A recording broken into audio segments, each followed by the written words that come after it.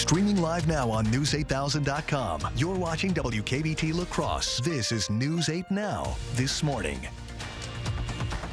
Good morning, everyone. I'm Alexandra Carter. And I'm Derek Sibley. It is Tuesday, October 24th, 2023. A rainy Tuesday, some lightning out there. A lot going on. Definitely. We just had a big, heavy downpour, big thunderstorm here at the TV station just several minutes ago. But now it looks like a lot of it here has moved towards the east. Now, with that being said, there is another chance that we could be looking at more shower and storms as we head into this afternoon and evening. So you might want to bring that umbrella here with you because I think you'll need it here throughout the day. As you can see right now on the radar, that's where we're tracking the majority of these thunderstorms well into central and eastern La Crosse County, much of Monroe County, looking at showers and storms and some occasional lightning now as this activity continues to move towards the east. And as you can see, a lot of this here has weakened here a little bit, but it continues again moving well towards the east with some more showers and storms that could be a possibility later today. Current temperatures for right now, though, into the 50s. We're seeing the low 60s in some spots, 60 in Sparta, 63 Viroqua, 65 in Prairie du Chien, 67 in Boscobel. However, if you're in La Crosse or Eau Claire, we're currently looking at temperatures well into the 50s. So we could briefly see the sunshine as we head into the later morning hours into the early afternoon, followed by another chance of showers and storms as we head into the late afternoon to early evening hours, with high temperatures well into the 70s here today. Stay tuned. I'll have a check on your Schoolcast plus another check on your full weather forecast coming up in a few minutes, and we'll time out the details with the wet weather here coming up in a bit as well. Alexandria? We'll see you then, Derek. Thank you. Let's get to some headlines now. A hunting accident sent a Wisconsin man to the hospital over the weekend. According to Vernon County Sheriff Roe Torgerson, dispatch received reports of a fall in rural Viroqua around 7:30 p.m. Saturday. Responders arrived and the hunter was flown to Gunderson Health System. He had fallen approximately 18 feet from his tree stand. The fall happened on private property in the town of Jefferson and is still under investigation. The sheriff wants to remind the public to always use a fall restraint regardless of the type of tree stand you use. One man was hurt after a crash Sunday morning. According to the Monroe County Sheriff's Office, around 9 a.m. authorities received a call about a single vehicle crash. 49-year-old Craig Hansen of Necedah was driving on State Highway 21 when his car left the road and hit a tree. Authorities say that caused him to be trapped inside of his vehicle. After first responders removed him, he was airlifted to Gunderson in La Crosse. 2 elementary schools face closure in La Crosse's school district. A community advisory group is settling on closing Northwoods International and either Spence or Hinchin.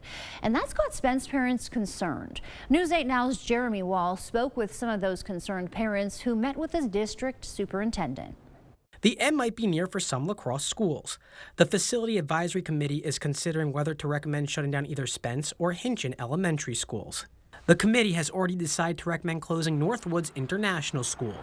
The reason for potential school closures? Declining enrollment. At our elementary schools, in just the last 8 years, we've had 719 students fewer enroll and attend our schools. Since April, the FAC has been meeting to discuss the future of the schools. Now, they're in the final phase of recommendations. The committee has been narrowing down their recommendations. Generally speaking, they have seemed to prefer a 2-school solution, one that pairs a North Elementary and a South Elementary school together. As previously reported, if Northwoods International and Hinchin were to close, some students would attend Spence, Emerson, and Northside. If Northwoods and Spence were to close, 111 students would be going to Emerson.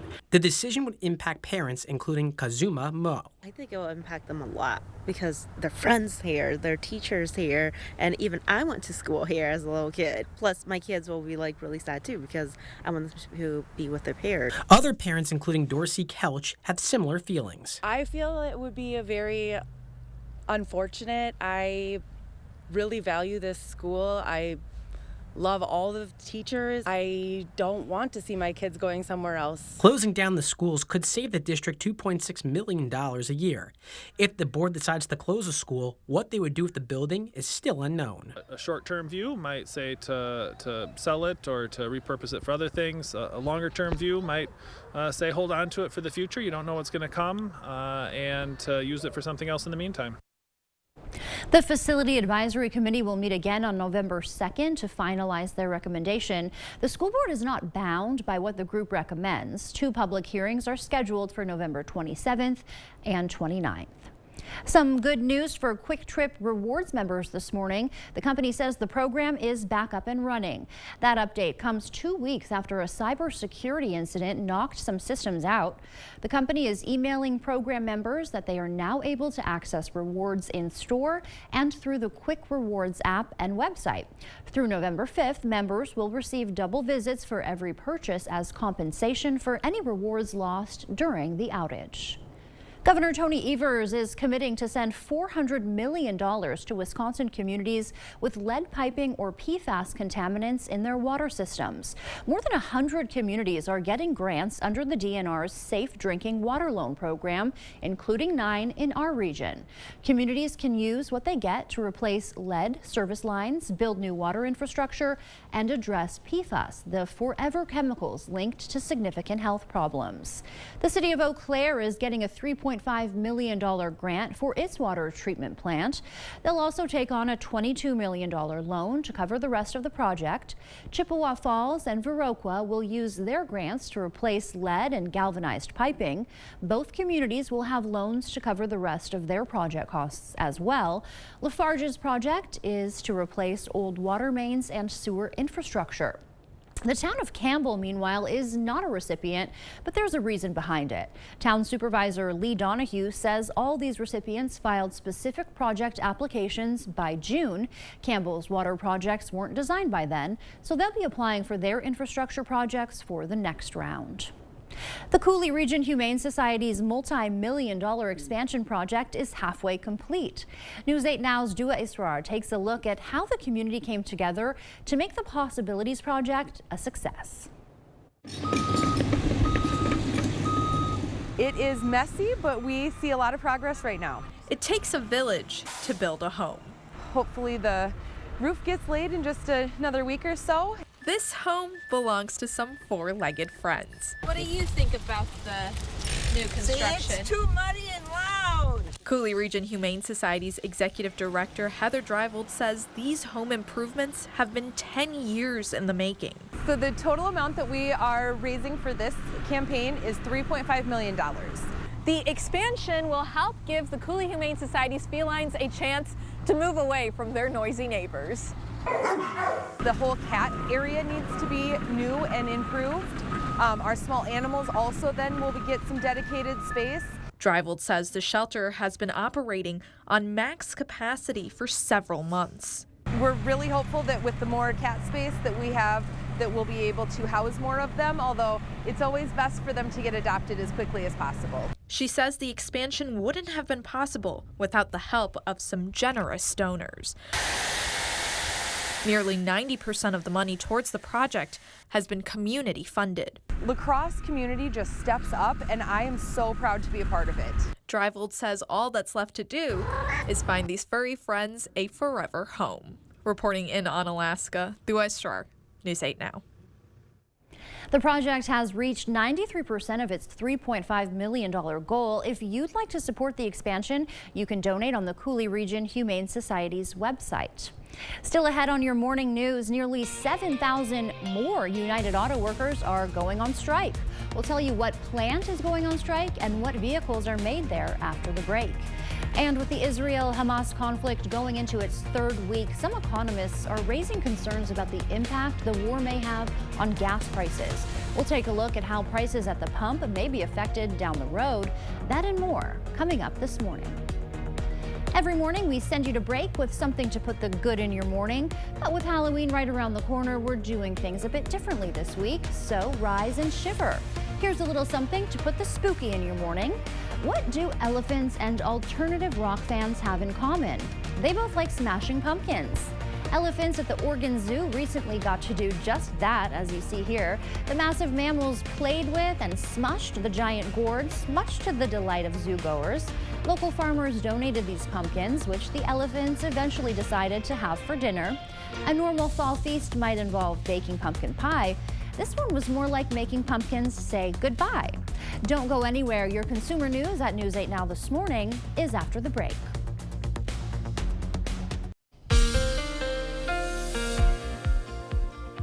we're still watching some showers and thunderstorms move their way across the region here this morning. But as you can see, the majority of the heavier showers and storms are mainly focused east now into Monroe. So just east of Sparta along I-90 and also into Wyville and to Cashton, you're looking at some very heavy showers and storms. Now also entering into Adams and in Juneau County here this morning here too. So all this activity is going to continue to move towards the east here as we head throughout the morning. So if you have any travel plans eastbound, watch out for some widespread showers and thunderstorms that you could run into here this morning. You might want to give yourself some extra time on the roads here too. High temperatures today into the 70s this afternoon. We're looking at highs reaching 76 in Soldiers Grove and into New Albin, 75 if you're in La Crescent. Highs reaching the upper 60s to low 70s here, however, across much of our central zones with showers and thunderstorms likely, and also especially north into the Chippewa Valley here today. Highs mainly into the 60s, so looking a little bit cooler compared to the rest of us. 63 scattered showers and storms here for the bus stop, but as we head back home, temperatures warm up much more milder, highs around 74. Another chance of showers and storms here possible as well. Keep the rain gear handy today. I think you'll need it. I'll have a check on that full weather forecast in a few minutes. We'll see you then. Thank you, Derek. In your consumer news this morning, we'll take a look at what's happening in the world of transportation and energy. The United Auto Workers are expanding their strike. Nearly 7,000 UAW members walked off the job and onto the picket line at a Stellantis plant in Michigan. The plant makes Ram trucks, one of the automaker's most popular vehicles. With the strike heading into its 6th week, this escalation suggests the sides are still far from an agreement. The Anderson Economic Group estimates the big three automakers have already lost $9.3 billion due to the strike. While the strike is lowering inventory and raising prices for many vehicles, it's more affordable than ever to buy an electric vehicle. The base sticker price of EVs has dropped over the past few years. Now, dealers are offering big discounts on electric vehicles too. When paired with tax incentives, the cost of new EVs ends up being about the same as the average new car, according to auto data site Edmunds. Experts say increased competition in the EV market is driving these discounts. While low-emission transportation options grow and companies embrace sustainability, oil and gas producers are making big acquisitions. In the latest deal, Chevron has announced it will buy rival Hess for $53 billion. The move follows a $60 billion acquisition by ExxonMobil earlier this month.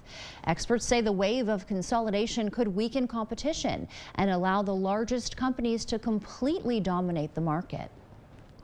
As the Israel-Hamas war enters its 3rd week with the threat of an Israeli ground invasion of Gaza, economists are sounding alarms about the conflict's potential impact on global oil markets. With winter driving season approaching, the ongoing instability is sparking concerns about rising gas prices. Gloria Pazmino takes a closer look at how the clashes in the Middle East could hit Americans at the pump in the months ahead. Israel's military ramping up its aerial offensive against Hamas as the war enters its 3rd week. And now, growing concerns of significant escalation in the region. Well, we have seen some worrisome attacks, and we got to do what we got to do to protect our troops on the ground, particularly in Iraq and Syria. While neither Israel nor Gaza is a significant oil supplier, concerns the conflict will broaden to other countries in the region are driving investor fears of a possible tightening on global oil supplies. Especially if Iran gets involved. Iran is a major oil producer. And if they embargo oil or cut exports, that could weigh more heavily on oil prices. Brent crude oil prices opened at above $91 Monday, the international oil benchmark. So far, the fluctuations have not impacted gas pumps. A lot of the seasonality that's pushing prices down is really winning that tug of war, and that's helping to keep gasoline prices declining, even as oil prices have gone up. Patrick DeHaan with Gas Buddy says cheaper winter gas blends combined with decreased demand are helping to keep prices low. The national average now below $3.50 a gallon for the first time since July 5th. And by later this week, the national average could fall to its lowest level since March. According to AAA, the national average for a gallon of regular gasoline is $3.55, and for diesel, the average is $4.50. That's it for your morning consumer news. Let's check back in with Derek now for a look at today's forecast.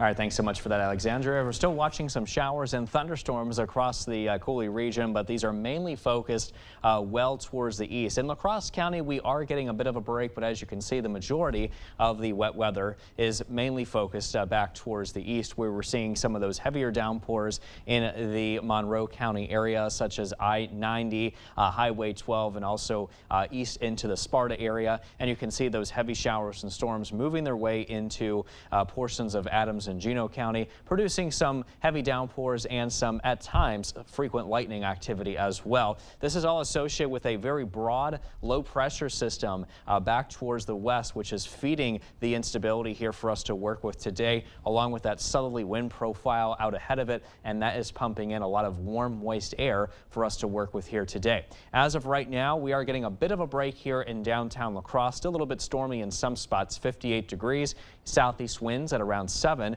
If you're in Eau Claire, you're getting a break here from the rain. Temperatures are currently at 55 degrees, partly cloudy, and southwest winds at around 7 miles an hour. Now, I do think that we will see some more showers and storms today as the day goes on. However, the outlook for today as far as severe weather goes is looking very low. And in fact, you can see that a lot of us under this marginal level 1 risk of severe weather here for today. I think the best chance, if we do have any strong storms, is going to be between 2 p.m. to 7 p.m. Some gusty winds, some hail, and some heavy downpours will be the main threats with those storms as they continue to move through. So by 9 o'clock this morning, I do expect a lot of us to be much drier compared to what we're seeing now. 2 o'clock, more showers and storms will develop, but as you can see, they're going to be mainly focused to the north, becoming more widespread just a little bit as we head into the 7 o'clock hour here this evening.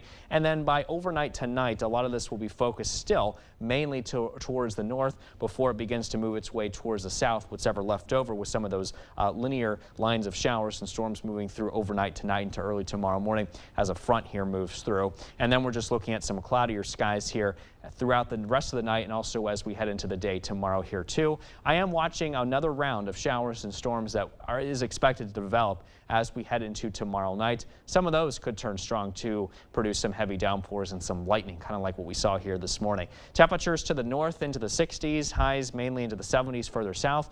A check on your 8-day forecast showing that we will be looking at some good rain chances, not just today, but also over the next few days. Temperatures dropping into the 50s and 60s over the next few days as well before dropping into the 40s as we head into this weekend. All right, stay tuned. We're back with much more news and weather still to come on News 8 Now this morning. For now, we're sending you a break with a look what happened on this day in history for October 24th. We'll be right back.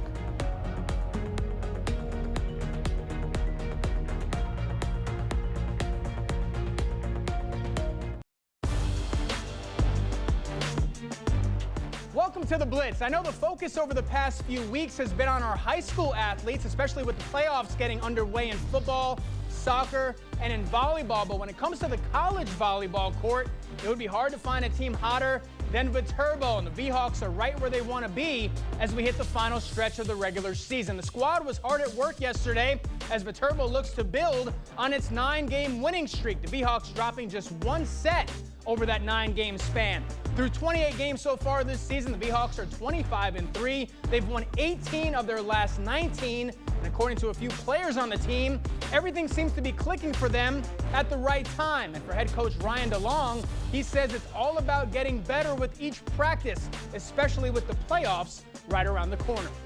Luckily, we're better than when you saw us in August and then in September. So I think we are continuing that upward climb, playing pretty good volleyball right now. Obviously, we've got a ways to go, and we still got some time to do it, but we're going in the right direction.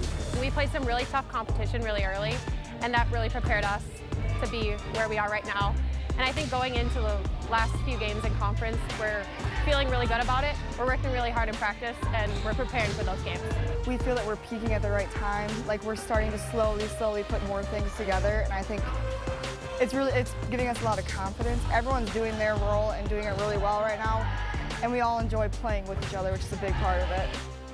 The V-Hawks will look to keep on soaring. They'll try to make it 10 straight wins on Thursday night when they take on Jamestown. Vikings hosting the Niners last night. The home team striking first. Kirk Cousins a dime on the money to Jordan Addison. The rookie hauls it in.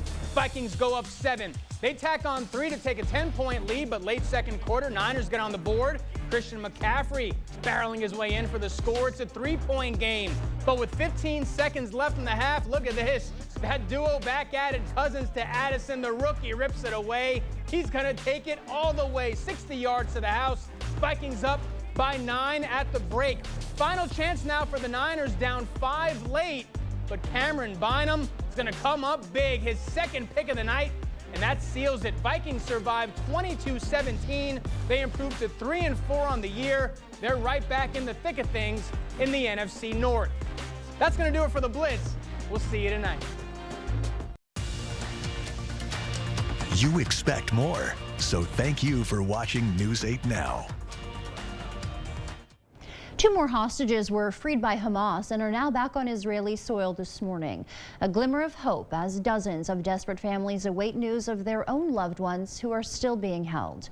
The United Nations says around 20 trucks with humanitarian aid made it into Gaza yesterday, but the situation there continues to grow dire as Israeli airstrikes intensify and a ground invasion looms. CBS News' Ian Lee has the latest this morning from Tel Aviv. Overnight, 2 Israeli women freed by Hamas arrived at a Tel Aviv hospital. 79-year-old Nurit Cooper and 85-year-old Yocheved Lifshitz were taken hostage from Kibbutz Nir Oz during the deadly October 7th Hamas raids, along with their husbands, who are still being held. Lifshitz's grandson says his family is excited and thrilled she's been released and hopes she's in good health. This latest hostage release comes days after 2 Americans were also freed, but Israeli officials estimate more than 200 hostages are still being held by Hamas. Israeli airstrikes have intensified in recent days, and there are new warnings for evacuations in northern Gaza ahead of an imminent ground invasion. 2 sources told CBS News the White House has sought to slow Israel's plans for a ground invasion in order to prioritize the release of hostages and the distribution of aid in Gaza. Trucks filled with humanitarian aid continue to flow from Egypt into Gaza, though United Nations officials say civilians there need much more assistance. Today, the president of France is in Tel Aviv for meetings with Israeli officials. The United Nations Security Council is also expected to meet today to discuss the conflict between Israel and Hamas.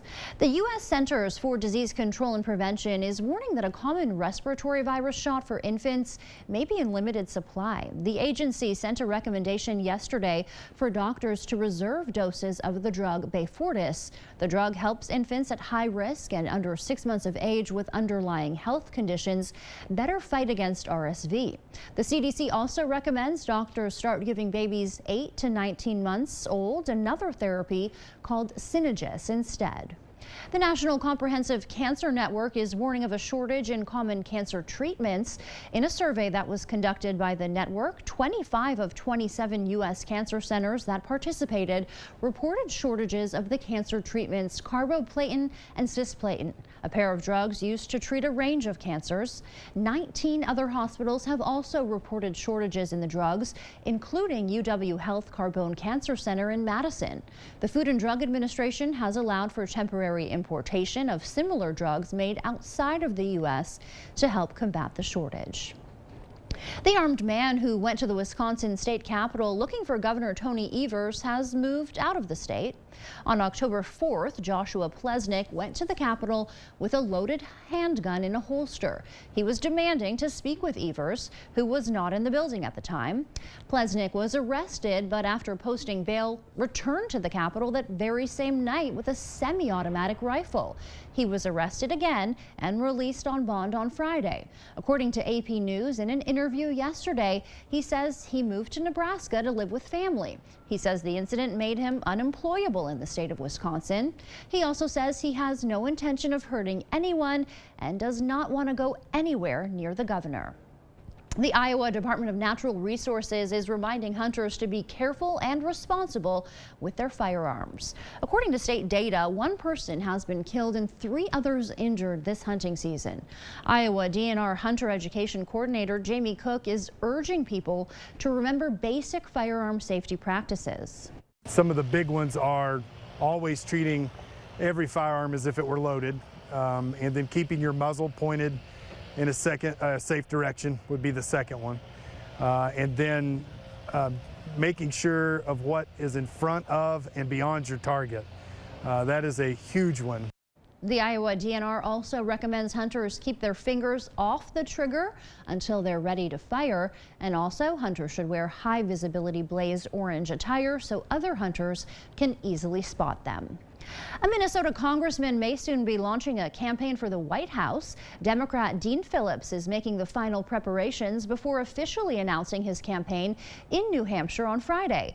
But the new announcement comes as Minnesota Congressman Tom Emmer is moving forward in his bid for the Speaker's gavel. Esme Murphy takes a look at what challenges and benefits the candidates may face in their respective campaigns. Congressman Tom Emmer is one of 9 House members running for Speaker. Emmer has former Speaker Kevin McCarthy's backing, but he reportedly does not have the support of former President Donald Trump. In 2020, as head of the Republican National Congressional Committee, Emmer campaigned across the country for Republican candidates. Humphrey School professor Larry Jacobs says Republicans are running out of major candidates, and Emmer may be the best fit to unite the caucus. The choice for Donald Trump is getting narrower. Would he rather work with someone like Tom Emmer, who may be on the defensive and looking to be in Donald Trump's good graces, or someone he may not even have much of a relationship with? As for Congressman Dean Phillips, a source says he is moving forward with a very long-shot presidential bid against President Joe Biden. Phillips is relying on numerous polls that show a majority of Americans feel President Biden, at nearly 81 years old, is too old to run. Phillips is expected to announce his candidacy Friday in front of the New Hampshire state capitol in Concord. But among colleagues and political analysts, his bid is considered beyond a long shot. I don't think Dean Phillips would get much of a bounce if he were to do well in New Hampshire after the party is going to be cold shouldering him. In a highly unusual situation, New Hampshire has not yet set a date for its primary. That's because of an intra-party dispute over more diverse state primaries and caucuses going first. And that could set up a situation where New Hampshire Democrats move their primary up to late January, and the incumbent president, Joe Biden, would actually have to run a write-in campaign. House Republicans are expected to hold a secret vote for their Speaker of the House candidate today. The person they elect as the GOP contender for Speaker will still have to go before a vote of the full U.S. House before receiving the Speaker's gavel. Now let's check in with Derek to tell us what to expect for our morning commute. All right, thanks for that, Alexandria. It looks like the roads here are wet this morning thanks to some of the heavier rain here and thunderstorms that moved through early this morning. But a lot of those storms are now mainly focused towards the east. They have exited Monroe County and now have moved into areas like Mauston and Necedah. So areas like Adams and Juneau County in general, in the thick of things, New Chester, you're about to get some heavy rain and thunderstorms here in the next few minutes. And all this activity continues to move towards the east in the general direction of central and eastern Wisconsin. For temperatures right now are into the 50s. We got 58 in La Crosse and 55 degrees currently in Eau Claire. Your forecast for today calls for highs to reach 75. Morning storms are possible, followed by more afternoon and evening thunderstorms becoming a possibility here. And then for tonight, scattered showers, otherwise just a cloudy and mild night with temperatures in the low 60s. As we head into your mowing forecast today, I think by noon it will be a little bit better before some more wet weather arrives by around 5 o'clock. I'll have a check on your full weather forecast coming up in a few minutes.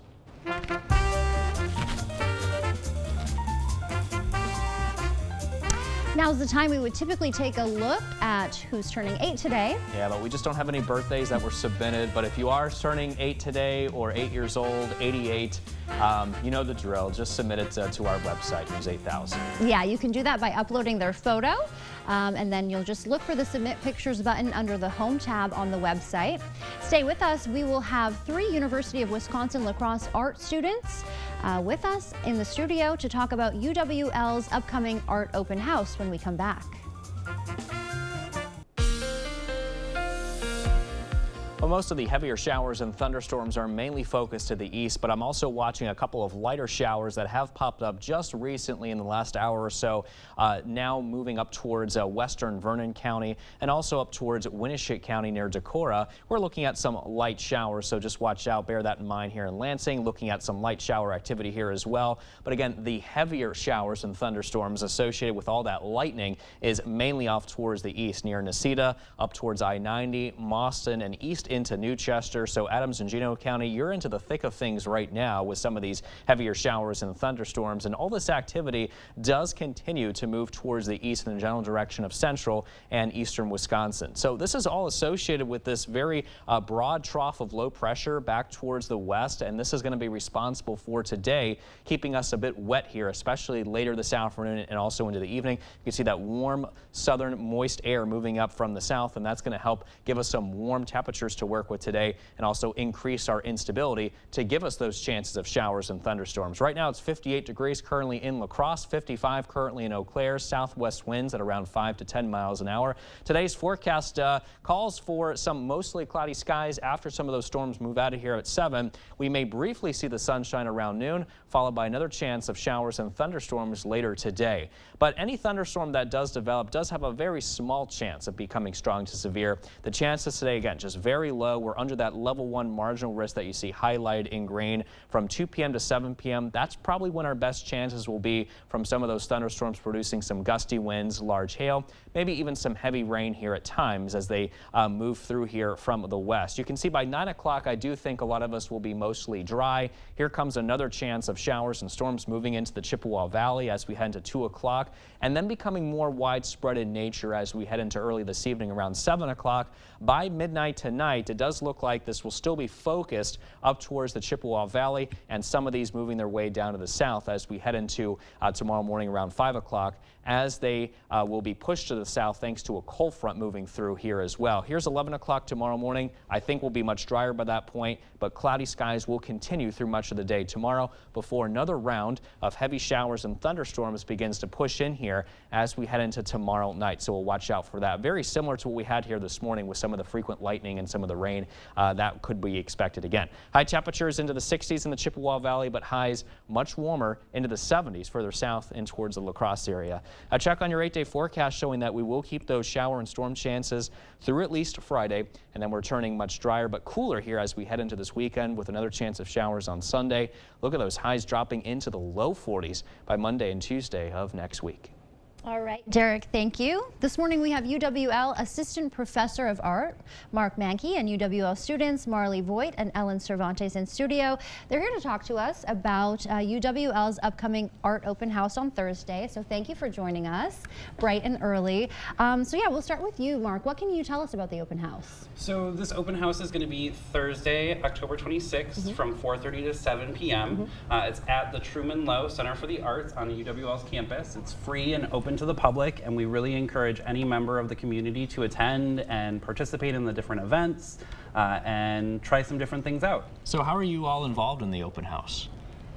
As art students, we've been collaborating with each other to, well, between me and other advanced Prince students to create an exhibition, small exhibition on the 3rd floor of the building. And also, I think, is there anything else? We're also doing a little print sale up in the print shop, so we'll have different tote bags of different designs that we've put together for the community to purchase. Nice. Okay, great. And so it's all by UWL art students, correct? And is there another exhibition going on at the same time? Yes, we have an exhibition by the artist Len Davis, Brainstorming, which is a collage and drawing artist currently in our main gallery. We also are going to be doing a whole bunch of different demos across all the disciplines, so it's not just printmaking or drawing. We're doing blacksmithing, sculpture, graphic design, painting. Even our art ed department is doing an activity as well. So lots of different things. So what kind of common themes or topics can we expect, you think? I wouldn't say there's as much of a common theme as just kind of an open invitation. We really are trying to reach back out into the community and bring people back into the art department and expose them to some new art. I think there's a belief that art can only happen in big cities, and places like La Crosse don't have that, but we really do. We have a thriving visual art scene, theater art scene, and we want to involve the community in that and show them what's here and available. Yeah, so why do you think art, plays an important role in a community like La Crosse? I think especially like post-pandemic, right? Like we all consume art, we love art, it makes our day for the most part. So I think having something like that here that responds to the community and gives a lot of kind of energy and spirit to the town is a super important thing. What advice would you have for somebody that's interested in developing an artistic skill set? Start slow, be patient with yourself, be kind to yourself, and realism is overrated. Very good advice. Yeah, good advice there. So tell us, what else does the department have going on this fall? So later this fall, we're going to have our senior artist exhibition, which is going to be all of our graduating seniors. We also are going to have a couple artist talks throughout different times and some other smaller events as well. And how can people get involved? So all of our events are listed on our website, as well as the University of Wisconsin-La Crosse School of Visual and Performing Arts website as well. Okay, great. And it's free, open to everyone. You don't have to have any association with UWL to attend, right? Yep. Everybody is welcome. Okay, great. And you two have some art in the show that you'll be showcasing, is that right? Yes. Yeah. Can you tell us a little bit about that? So the printmaking is usually about the idea of like multiples, so we're kind of playing with that idea of how can you take the same image or idea and duplicate it, and kind of how to incorporate different meanings into a similar image. Okay, very cool. And what about yours? More of the same, honestly, trying to find different nuances within a very similar piece. Okay, great. And remind us again when and where. Thursday, October 26th from 4:30 until 7 at the Truman Lowe Center for the Arts. Is there anything else you guys want to add before we wrap up? Make art. Make art. There we go. I like Good it. one. All right. Yeah, well, thank you so much Thank for you. joining us this morning. And we look forward to that open house. Stay with us. We'll be right back. Really? I'm listening.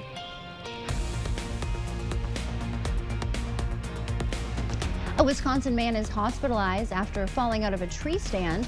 According to Vernon County Sheriff Roe Torgerson, dispatch received reports of a fall in rural Viroqua around 7:30 Saturday. Responders arrived and the hunter was flown to Gunderson Health System. He had fallen approximately 18 feet from his tree stand. The fall happened on private property in the town of Jefferson and is still under investigation. Sheriff Torgerson wants to remind the public to always use a fall restraint regardless of the type of tree stand you use. One man was injured after a car crash Sunday morning. According to the Monroe County Sheriff's Office, around 9 a.m., authorities received a call about a single vehicle crash. 49-year-old Craig Hansen of Necedah was driving on State Highway 21 when his car left the road and hit a tree. The crash resulted in Hansen being trapped in the vehicle. Responders were able to remove Hansen, and due to injuries sustained in the crash, he was flown to Gunderson and La Crosse.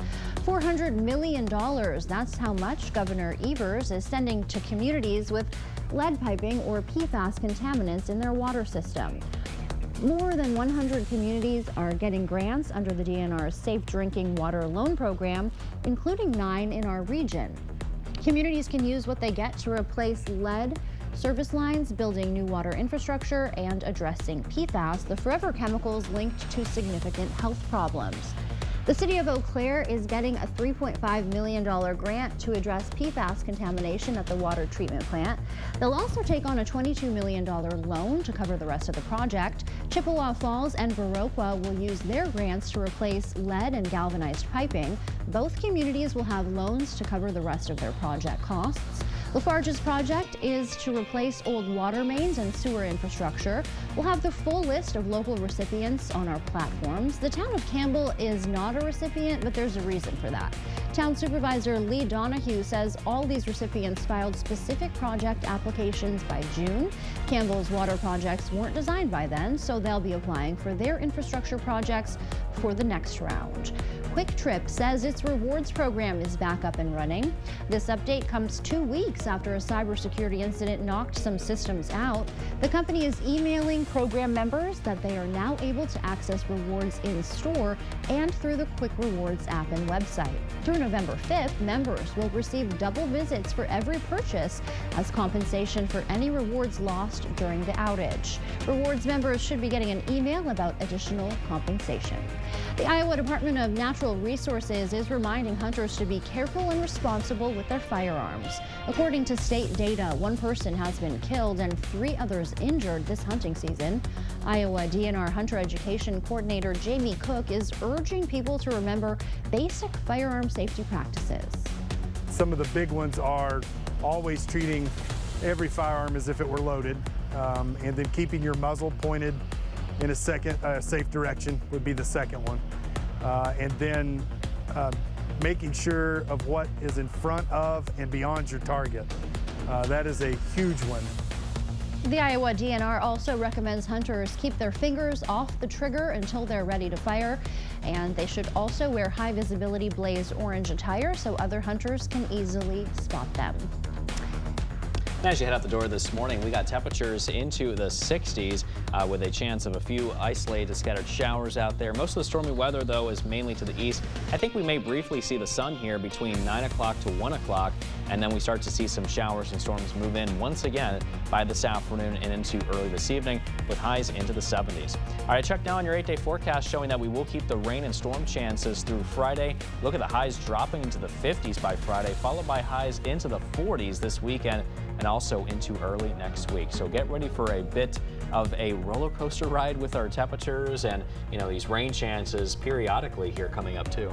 Yeah, it looks like we need to have, you know, some warmer clothes, Yes, umbrella, definitely. everything handy, and those Halloween costumes too. We need to yeah, pick a warm for sure. one. Yeah, definitely. Yeah, you're gonna need it here.